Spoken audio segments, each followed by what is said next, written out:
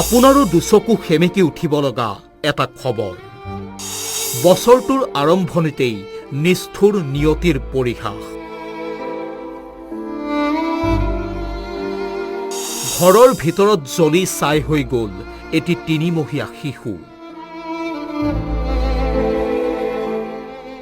এটা কৰুণ আৰু হৃদয় বিদাৰক ঘটনা। কলিয়াবৰৰ ১ নং বৰঘুলিত জ্বলি ছাই হৈ গ'ল দুটা পৰিয়ালৰ ঘৰ।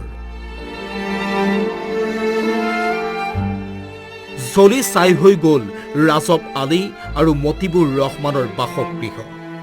ৰান্ধনী ঘৰৰ পৰা সূত্ৰপাত হোৱা জুয়ে মুহূৰ্ততে চানি ধৰিছিল দুয়োটা ঘৰ।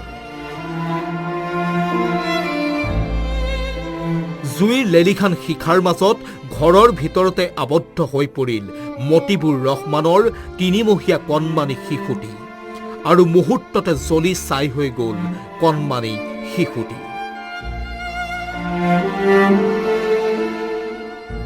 এই দৃশ্য দেখি আমাৰেই বুকু কঁপি উঠিছে।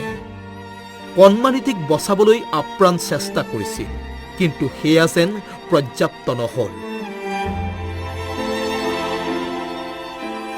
বহু সময় জুই মাজৰ পৰা মৰণ কাতৰ চিঞৰ দি জুইত জ্বলি ছাই হৈ গ'ল কণমানিটি। অগ্নিদগ্ধ হ'ল আৰু 2জন ব্যক্তি।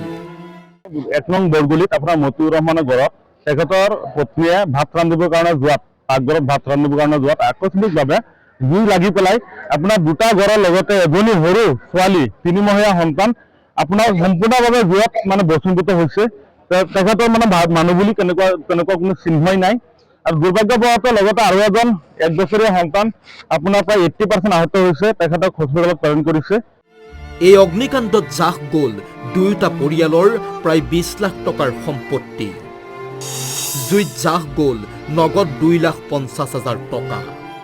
বেদনাদায়ক কথাটো হৈছে যে ৩ মহীয়া ছোৱালী শিশু সন্তান এটি পুৰি যায়, আৰু ধৰক ঘৰত বহুতখিনি সা সম্পত্তি আছিলে। খেতিয়ক মানুহ, তেখেতৰ ঘৰত যথেষ্ট পৰিমাণে ধান সৰিয়হ আছিলে।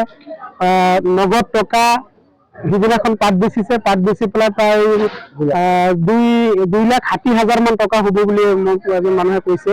এইটো পুৰি ছাই হৈ গৈছে। বহু চেষ্টাৰ অন্তত জুই নিৰ্বাপন কৰিলে অগ্নি নিৰ্বাপক বাহিনীয়ে, কিন্তু জুই নিৰ্বাপন হলেও এতিয়া গাঁওখনত জ্বলি আছে সেই শোকৰ জুইকুৰা। এতিয়া কেৱল কান্দিছে গাঁওখনৰ ৰাইজে। সঁচাই এয়া যেন নিষ্ঠুৰ নিয়তিৰ কঠোৰ পৰিহাস। কলিয়াবৰৰ পৰা গোলাপ শইকীয়া, আছাম টক্স।